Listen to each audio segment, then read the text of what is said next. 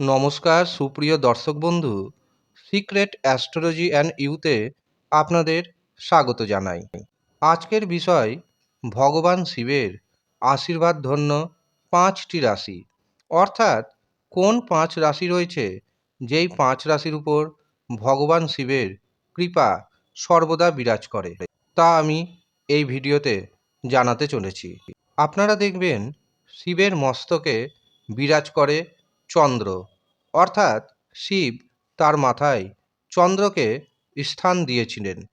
আর কর্কট রাশির অধিপতি গ্রহ চন্দ্র, কাজেই কর্কট রাশির উপর দেবাদিদেব মহাদেবের আশীর্বাদ সর্বদা থাকে। এরা জীবনে যত বড়ই সমস্যায় পড়ুক না কেন, যতই কঠিন সমস্যার সম্মুখীন হোক না কেন, সেখান থেকে শিবের কৃপায় বেরিয়ে আসতে সক্ষম হন। দ্বিতীয় এবং তৃতীয় যে রাশির নাম জানাবো সেটি হচ্ছে শিবের শিষ্য রাশি। আর শিবের শিষ্য রাশির মধ্যে পড়ছে মকর রাশি এবং কুম্ভ রাশি। কারণ মকর রাশি ও কুম্ভ রাশির অধিপতি কারক গ্রহ শনি, এবং শনির গুরু হচ্ছে দেবাদিদেব মহাদেব। কাজেই গুরু হয়ে শিষ্যের উপর যে আশীর্বাদ করবে না, এটা কিন্তু হতেই পারে না। ভগবান শিবের সর্বদা কৃপা থাকে মকর রাশি এবং কুম্ভ রাশির জাতক জাতিকাদের উপর। যদিও এদের জীবনে সমস্যা রয়েছে প্রচুর, জীবন হয় সংকীর্ণ, মজবুত মনের অধিকারী। এদের জীবনে বারে বারে সমস্যা আসে, কিন্তু সেই সমস্যা থেকে বের হয়ে আসার ক্ষমতা রাখে মকর রাশি এবং কুম্ভ রাশির জাতক এবং জাতিকারা। জীবনে বেশিরভাগ সময় এদের পরীক্ষার মধ্যে দিয়ে উত্তীর্ণ হতে হয়, কিন্তু দেবাদিদেব মহাদেবের আশীর্বাদ থাকে এই দুই রাশির উপর।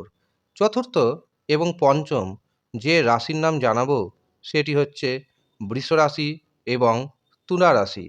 কারণ বৃষ ও তুলা রাশির অধিপতি কারক গ্রহ শুক্র, আর শুক্রকে মৃত সঞ্জীবনী মন্ত্র প্রদান করেছিলেন স্বয়ং দেবাদিদেব মহাদেব। কাজেই দেবাদিদেব মহাদেব যেহেতু শুক্রাচার্যকে মৃত সঞ্জীবনী মন্ত্র প্রদান করেছিলেন, সেই কারণে খুব সহজেই ধরে নেওয়া যেতে পারে বৃষরাশি এবং তুলা রাশির উপর ভগবান শিবের আশীর্বাদ সর্বদা বিরাজ করে।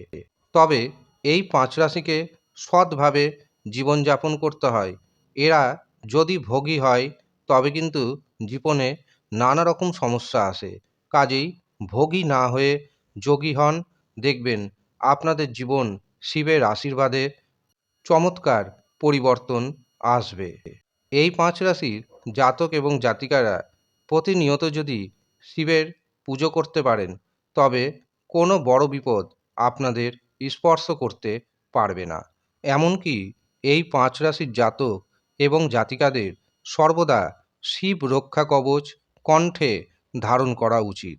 ধারণ করে দেখুন, শিবের কৃপায় সমস্ত বিপদ থেকে রক্ষা পাবেন, অর্থনৈতিক দিক থেকে সফলতা পাবেন এবং পারিবারিক জীবনে, সাংসারিক জীবনে, দাম্পত্য জীবনে সুখ স্বাচ্ছন্দ্য বৃদ্ধি পাবে। ধন্যবাদ।